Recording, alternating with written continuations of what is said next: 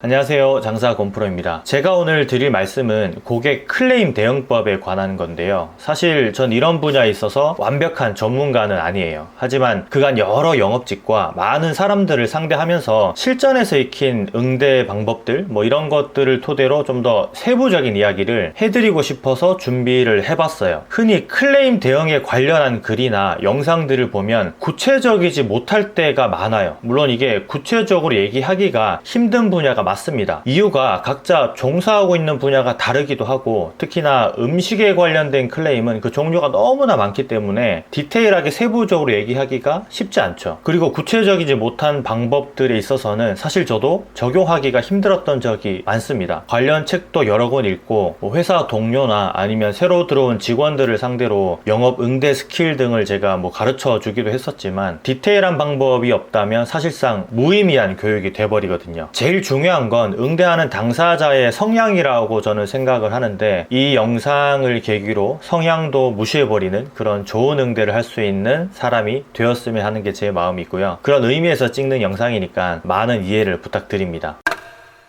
제가 초반에 구체적인 사례를 들어서 설명을 드리는 게 실제 도움이 더 된다고 말씀을 드렸잖아요. 그래서 음식점에서 가장 많이 일어나고 또 앞으로도 계속적으로 일어날 수 있는 클레임이 어떤가 생각을 해보다가 어느 앙케이트 조사를 봤었는데, 식당 사장님들의 가장 큰 고민이 음식에서 이물질이 나왔을 경우라고 얘기를 하더라고요. 술 먹고 진상을 부리거나 아니면 대놓고 진상을 부리는 손님들한테 있어서는 어느 정도 적당한 대처법들이 아마 조금씩 있을 거예요, 노하우가. 그런데 음식에서 이물질이 나오는 경험은 식당을 운영하시는 분이나 식당에 음식을 먹으러 가는 손님들 역시 한 번쯤은, 그리고 앞으로도 일어날 수 있는 그런 상황이기 때문에 이것을 사례로 들어서 제가 말씀을 드려볼게요. 사실 좋은 게 좋은 거라고 심각한 상황이 아니라면 대부분 좋게 넘어가는 경우가 많다고 저는 개인적으로 생각을 해요. 이게 개중에는 이런 일 때문에 스트레스를 심하게 받는 업주분들이 참 많다고도 생각이 들고요. 주절주절 제가 길게 이야기를 늘어놓으면 머리에 잘 들어오지 않으니까 제가 5가지로 함축해서 말씀을 한번 드려볼게요. 첫 번째는 사과의 말과 공감입니다. 모든 컴플레인의 시작과 끝은 항상 동일해야 된다고 저는 생각을 해요. 고객의 불만으로 시작해서 고객의 만족 아니면 이해로 끝이 나야 되죠. 이게 가장 이상적인 클레임 처리 과정이에요. 음식물에 이물질이 나온 걸 고객이 발견하고 업주에게 이야기를 한다는 건 불쾌했다는 거예요. 저는 머리카락 한 올 정도는 그저 빼내고 먹는 편이긴 한데, 그건 사람의 비위가 다 다르기도 하고 음식이 나오기 전까지 해당 식당의 응대가 마음에 안 들거나 꽤나 기분이 안 좋은 식사 분위기였다면 이야기를 꺼내는 사람들도 많습니다. 반대로 머리카락이 나오더라도 그냥 넘어갈 수 있는 건 평소 해당 식당의 이미지가 좋거나 혹은 처음 가는 식당이라도 직원이나 사장님의 태도가 진실되게 느껴졌다면 그냥 작은 실수로 치부하고 굳이 이야기를 하지 않는 거죠. 이건 저에게만 해당하는 문제이기 때문에 머리카락 하나는 그냥 넘어가면 안 되냐, 굳이 그걸 이야기해서 컴플레인을 걸어야 되냐 할 수 있어요. 하지만 고객들 입장에서는 당연한 컴플레인을 하는 거예요. 우리도 이걸 간과해서는 안 되는 거죠. 당연한 걸 손님이 이야기한다고 생각하고 이 컴플레인을 처리를 해야 되는 거죠. 어느 경로에서 누구의 머리카락이 나왔건 설령 우리 주방장이 대머리였을 지언정 손님이 불쾌했기 때문에 사장님을 부른 거고, 그 부분에 있어서는 사과를 먼저 하는 게 맞아요. 그리고 공감을 해야겠죠. 사과 뒤에는 누군지도 모를 사람의 머리카락이 들어있는 음식을 먹었으니까 찝찝하잖아요. 집에서 밥을 먹다가 머리카락이 나오면 와이프 거니 우리 아들내미 거니 하면서 장단 섞인 이야기로 머리카락의 주인을 찾는 상황이 펼쳐지기도 하지만, 식당은 다르잖아요. 엄연히 제값을 지불하고 먹는 식당이니까 거기에서 나온 머리카락은 그 성격이 다르다고 볼 수 있죠. 그렇기 때문에 사과 이후에는 손님의 불쾌한 감정에 대해서 공감을 해주는 거죠. 상황에 따라 다르겠지만 사과와 공감의 대사를 제가 예로 들어서 한번 말씀을 드려볼게요. 손님 죄송해요. 많이 불쾌하셨죠? 일부러 찾아주셨는데 너무 죄송합니다. 이 정도가 될 수 있겠죠. 조금 창피하게 대사를 제가 쳐봤는데, 빠른 사과와 불쾌한 손님의 마음을 같이 공감을 해줘야 된다는 걸 제가 말씀드리고 싶은 거예요. 두 번째는 말보다 중요한 표정입니다. 대부분의 클레임 응대에 있어서 가장 중요한 건 미소라고 다들 얘기를 하거든요. 하거든요. 저도 미소를 강조하는 편이긴 한데 이렇게 이물질이 나오고 손님이 불쾌한 감정을 드러내는 순간에는 무턱대고 미소를 남발해서는 안 됩니다. 미소도 적소에 지어주어야 이런 부드러운 상황으로의 연계가 가능하거든요. 오히려 역효과가 날 수도 있는 상황을 맞이하기도 하는데, 불쾌한 손님 앞에서 위같이 이야기를 하면서 미소를 짓는다면, 아까 제가 그 대사를 하면서 웃으면서 미소로 손님에게 얘기를 한다면 손님은 또 다른 생각을 할 수가 있어요. 이 오해가 만들어진다는 얘기예요. 뭐 이런 걸 가지고 뭐 호들갑을 떠냐라고 이제 비춰질 수 있다는 거죠. 이건 손님이 어느 정도 불쾌했냐와 직원이나 사장님의 행동에 따라서 달리 받아들여지는 부분이기도 한데, 이런 상황에서는 미소보다는 진심 어린 걱정의 표정을 짓는 게 중요해요. 예를 들면 안타까움을 자아내는 표정, 뭐 열심히 맛있게 만든 음식인데 본의 아니게 이물질이 들어있어서 죄송하고 안타까움이 동시에 묻어나는 표정을 얘기하는 거죠. 말로 설명하니까 조금 이해가 가지 않을 수 있는데, 우리가 인생을 살아오다 보면 매번 안타까운 상황이 참 많이 발생하잖아요. 그런 상황을 떠올려 보시면 좀 이해가 빠를 것 같아요. 세 번째는 실질적인 보상입니다. 이 사과와 공감을 진심 어린 표정으로 했다면 실질적인 보상을 해줘야 되겠죠. 단지 사과와 공감 그리고 표정으로 손님에게 잘 어필이 되었다면 손님에 따라서는 머리카락이 있는 걸 그냥 얘기해주고 싶었을 뿐이고 그대로 음식을 먹어도 상관이 없다고 하시는 분들도 분명히 있어요. 저도 그런 경우가 있고 그런 편이에요. 하지만 그렇다고 해서 그걸 그대로 받아들이진 마세요. 실질적인 보상을 해주겠다는 의지는 반드시 피력을 하시는 게 좋습니다. 일단 머리카락이 나온 건 사실이고 이제 사장님도 인정을 한 부분이기 때문에 그 음식은 테이블에서 먼저 치우고 이야기를 이어나가는 게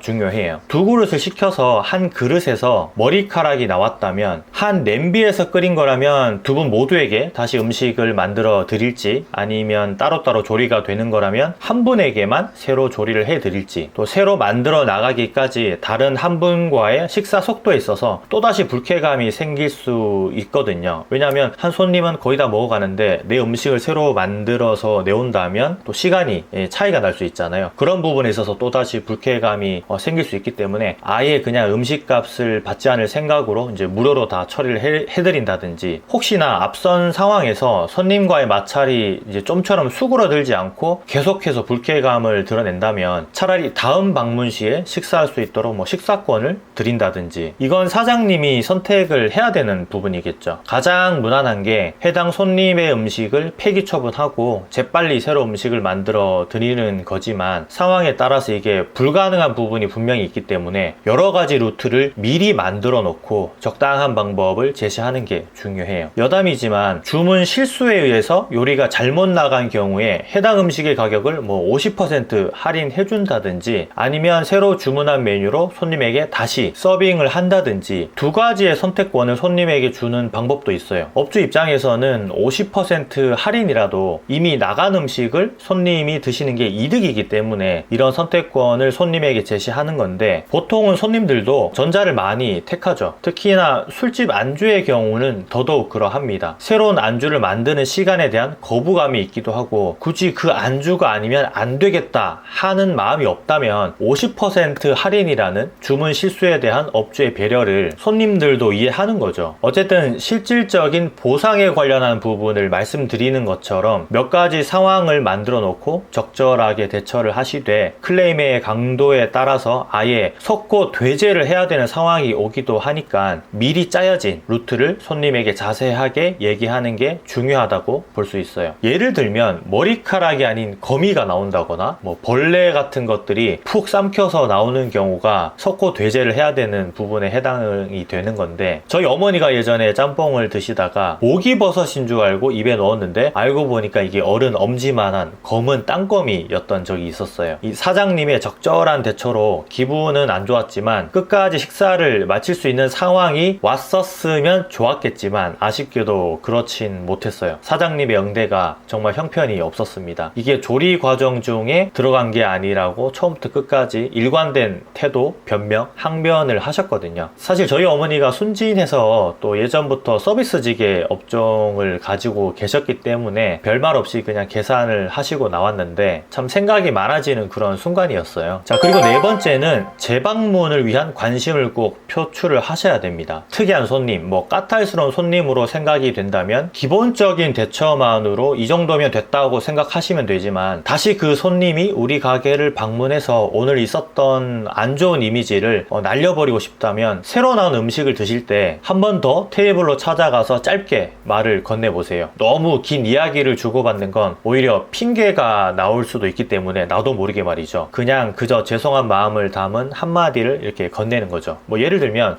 손님 죄송했어요. 다음에는 이런 일이 일어나지 않도록 주의할게요. 그리고 이해해 주셔서 정말 감사합니다. 맛있게 드세요. 뭐 이 정도면 충분할 것 같아요. 대사에서 가장 중요한 건 손님이 저를 이해해 줬다고 표현하는 거예요. 우리가 죄송한 건 이미 사과를 했지만 손님도 자리를 박차고 뭐 나가거나 좀 더 이렇게 화를 내지 않고 제 이야기를 들어주고 응대에 따라 줬으니까 어느 정도는 마음을 가라앉힌 거잖아요. 그 부분에 대해서 이해를 해주셔서 감사하다고 얘기를 하는 게 중요하다는 거죠. 자, 다섯 번째는 사실관계를 파악하는 행동입니다. 저는 다섯 번째가 가장 중요한 부분이라고 말씀을 드리고 싶은데, 정석적으로 처리가 될 수 있던 부분도 이런 행동 하나 때문에 산산조각 나버리는 경우가 많더라고요. 바로 직원 간의 귓속말이나 주방장과의 대화예요. 이 머리카락에 주인을 찾는 대화를 한다든지, 설령 손님에게 미안해서 직원에게 귓속말로 저 손님에게 정말 미안하다, 어쩔 줄 모르겠다 라고 한다고 쳐도 손님이 볼 때에는 자기를 험담한다고 생각할 수 있어요. 앞에서는 사과하고 공감을 했지만 뒤에 가서는 내 뒷담을 까는구나 라고 말이죠. 이게 나를 진상으로 치부하는 가게를 다시 찾을 손님은 없겠죠. 그러니까 이런 일이 발생했을 때는 더더욱 조심해야 되는 부분이에요. 이런 오해는 손님 혼자 생각하고 해석하는 경우가 많기 때문에 절대적으로 해서는 안 되는 경우입니다. 조금 지난 일이긴 한데, 제가 해장국을 먹으러 간 적이 있어요. 심하게 기분이 나쁜 사례가 있었는데, 늦은 새벽이라서 밥 먹을 데도 없고 해서 들어간 곳인데 해장국에서 눈썹이 자꾸 나오는 거예요. 한 번은 그냥 빼버리고 또 먹는데 또 나오고 해서 제가 사장님을 불러서 말씀을 드렸죠. 사실 알고 보니까 그게 사람 눈썹은 아니었어요. 돼지 눈썹이었는데 토치로 그을린다고 이제 그을린 게 덜 그을려져서 계속 눈썹이 나왔던 거였어요. 그런데 직원이나 주인의 행동이 참 불쾌했었습니다. 자기들끼리 뭐 덜 그을려졌네, 손님들은 이런 걸 잘 모른다느니 뭐 이런 식으로 본인들끼리 얘기하는 게 제 귀에는 다 들렸거든요. 귓속말을 한다고 조용조용히 말씀을 하셨는데 다 들리더라고요. 오히려 저에게 들리지 않도록 그냥 뭐 속닥속닥 거렸으면 저는 이해를 했을 텐데, 이미 그런 이야기를 이제 들으니까 뭐 식사를 계속 할 수는 없었죠. 그래서 그냥 계산을 하고 나왔습니다. 사과는 받았지만 겉으로만 하는 사과로 저는 받아들여졌고, 밥을 먹지 못하고 그냥 계산만 한 거죠. 계산을 한 이유는 블랙 컨슈머로 생각될까봐 오히려 이제 계산을 한 거고, 웃긴 거는 그 식당이 정확히 한 3개월 정도 있다가 폐업을 했어요. 아마 이 문제 때문에 문을 닫은 건 아니겠지만 사장님의 마인드로 봐서는 단골이 안 생길 식당이라는 직감이 제가 생겼었는데 여지없이 맞아 떨어진 거라고 보여지기도 해요. 오늘 클레임 대응법, 구체적인 사례를 들어서 음식에 이물질이 나왔을 때에 대해서 제가 말씀을 드려봤는데요. 이게 정리하자면 첫 번째는 재빠른 사과와 공감을 해야 된다. 그리고 이 사과와 공감을 할 때 두 번째로 중요한 게 표정, 안타까운 표정을 지어줘야 된다. 그리고 세 번째는 실질적인 보상을 손님에게 할 수 있도록 제시를 꼭 해줘야 되고, 네 번째는 그렇게 보상이 이루어졌더라도 다시 한 번 더 손님에게 재방문을 위해서 진심 어린 사과의 마음을 다시 한 번 더 전달하는 거죠. 자, 그리고 가장 중요하다고 제가 말씀드렸던 다섯 번째, 뭐 직원 간에 아니면 주방장 간에 귓속말을 한다든지, 아니면 이 컴플레인에 있어서 본인들끼리 어떤 말을 주고받았건 손님이 어떤 식으로 생각을 할지 모르기 때문에 그런 대화는 자제해야 한다는 것. 제가 이렇게 5가지를 말씀을 드렸는데요. 이야기로 하자니 길지만 상황 자체는 이게 10분 안에 일어나는 일이에요. 단 10분 안에 손님의 클레임을 처리하고 불쾌감도 동시에 해소를 시키고 재방문할 수 있게끔 응대를 하는 것이죠.